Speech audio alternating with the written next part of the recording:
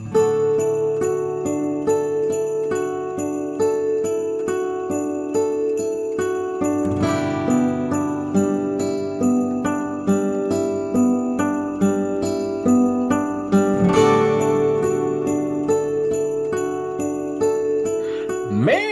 Christmas Eve, folks. It is December 24th.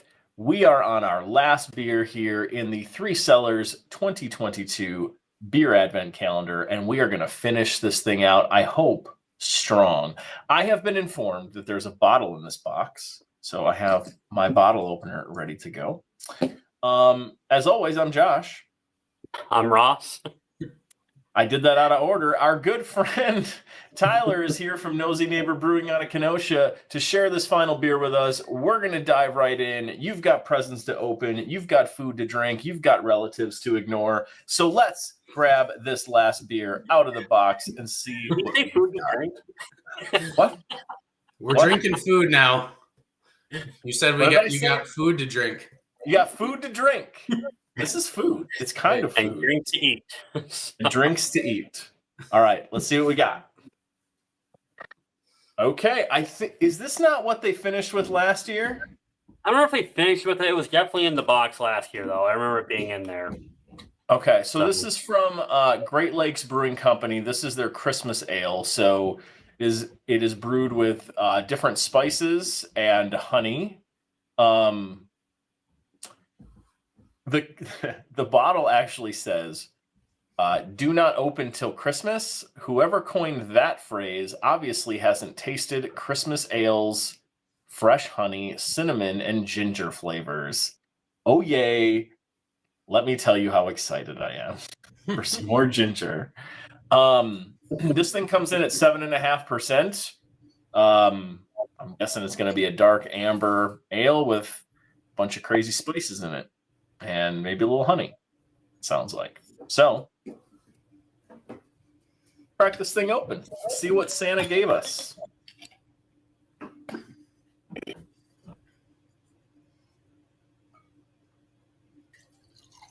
Yep. Dark amber ale. I believe they also make a barrel-aged version of this that I have had in the past, I know. I think they do. And that might have been what was in this last year, but I will say this. That is a good looking beer. I do like the look of this one when it comes out. I like that nice amber color that comes out of this one. It's filtered pretty well, but I mean it's a good looking beer. Very clean. Very clean. Yeah, I love that copperish kind of red hue when you get that when it's perfectly clear and that light hits it and that edge of the glass is all red and it's just a good looking beer. Yeah. Looks good. Let's get a little sniff on it. To the nose we go.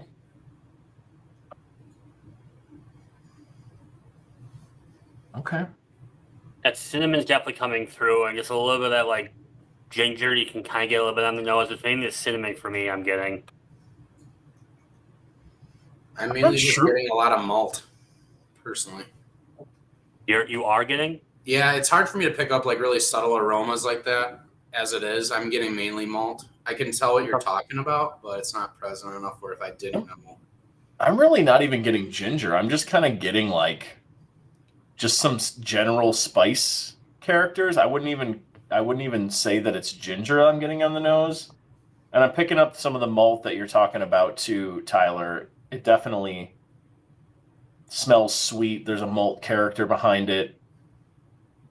I mean, the combination they do use, though, it does have that good, like, Christmas potpourri kind of scent coming off of it. I mean, I will give them credit for that. I mean, off the nose, it does smell very festive. It does. So, I mean, can you possibly pick a better beer to finish a calendar with than Christmas ale? I mean, you can't. This is what Santa's drinking while he's flying around. Most likely. Good thing Rudolph is driving, right? I mean, it's a good thing. I mean, is it really driving? If the cops pulled Santa over, would he get a DUI?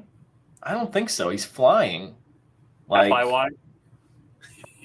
Yeah. FUI? FUI. FUI. Yeah, FUI. FUI. Good. The All things right. that keep us up at night, The things that keep us up at night. All right, guys. To the FUIs that all of us will be receiving tonight. Cheers. Cheers.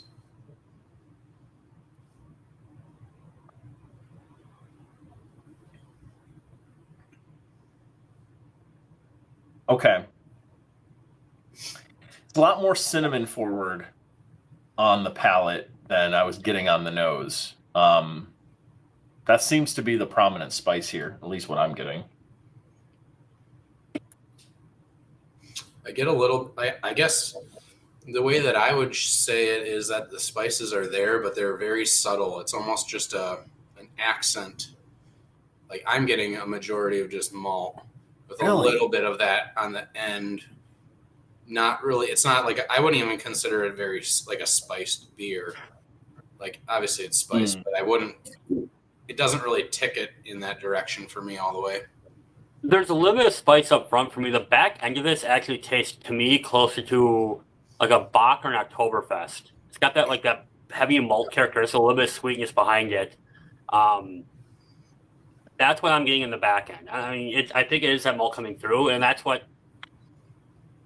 It's weird because the spice is there up front, so you expect it to kind of keep going, but it does kind of die out and finishes very much in that, for me, Oktoberfest fashion.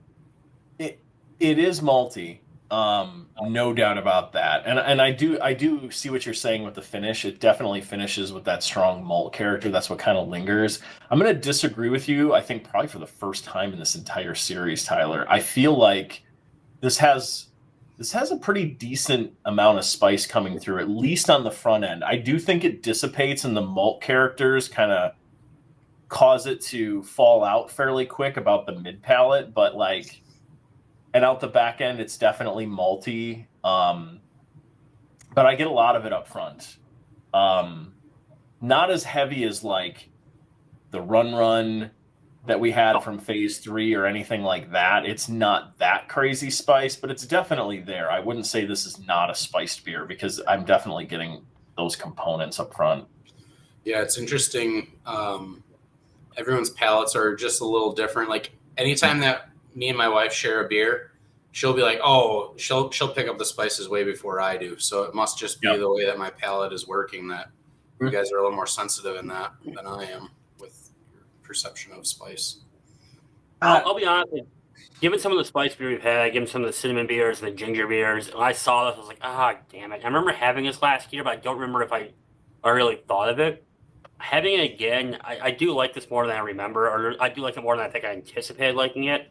I'm kind of in between you guys. I get that quick spice up front, maybe not to the heavy point of Josh, but I do like the finish of that malt character. I like the heavy malt in beer. I do like that finish. I like Oktoberfest. I like Bach's. This has that like kind of same feeling. There's a slight hoppiness to it as well, which I really do like. It's actually pretty well balanced throughout the kind of like the different flavor notes you get. Yeah, no, I agree. As far as, and I don't like a lot of spice in my beers, so this is not my kind of beer I like to drink. Of all the ones we've tried in this box that have tried to kind of go this direction, this is easily the most tolerable. It's the most well balanced. The malt character cutting into it and kind of making it truly taste like a beer actually really helps. I'm actually enjoying this one more than I thought I was going to based on the description. If I'm going Untappd on the Christmas ale here from Great Lakes Brewing Company, I think I'm actually going to go 3 1/4 on this. I think it's pretty good. Would I pick this up off the shelf? Probably not, but if someone handed this to me at an event or a holiday gathering or whatever, I would absolutely drink this and have no problem with it. So I'm going to go 3 1/4 on this. I'm going to get 3 1/2. I really do like the finish on this. I like the malt characteristic. I like the slight bitterness with the hop that you're getting. And I think my expectations were lower. So like being a little bit surprised how much I like it. 3 1/2 for me. Yeah, I think I'm going to go with 3 1/2 as well. It's got aspects that I really like. Again, I didn't pick up as much spice, but I do like that darker kind of caramel maltiness at the end. It gives just that feeling of like a warming kind of sit by the fire and hang out with family and friends vibe, which I like for the season. Great Lakes Christmas Ale is like super popular. Like it's kind of just a movement at this point when it comes to this time of year. Like you see it all over the place. So as far as like it being special, I don't know if I would consider it in that category. So I'll give it a 3.5. I think if I picked a Christmas Ale, I'd probably pick a different one, unless I'm just looking for one that's widely available to share with a lot of people. So for that 3.5, solid score, good beer. I would drink it. Absolutely. I probably won't go out of my way to buy it. But Yep. I think it's a good way of looking at it. Fair enough. Well, hey, we're done. 24 beers in 24 days. We made it, folks. Shout out to Three Cellars for having probably one of the best advent calendars you can buy, especially here in the state. I don't know what other places do outside of Wisconsin, but this one is a lot of fun. Just the variety and the different types of beers and the different breweries and the wide array of things that you get to find in this box is a lot of fun. That's why I've enjoyed the surprise every single night as we've been doing this. So Merry Christmas, Happy Holidays, Happy Hanukkah, whatever you're celebrating over the next 2 weeks. Take a breath, enjoy the end of the year, spend time with the people that you care about. And if that's us, hey, welcome to the channel, folks. Ross, Tyler, thanks so much for hanging out. Mr. Lau, a thank you to him for sharing some of his brewing project, 13 Days of Christmas, with us. And guess what? You'll see us all again next year for 24 more of these on December 1st, 2023. So stick around. A lot more great stuff where this came from. Go find yourself some Nosy Neighbor beer, and we'll see all of you in this series again next year. Thanks, everyone. Happy holidays. Bye-bye. Bye.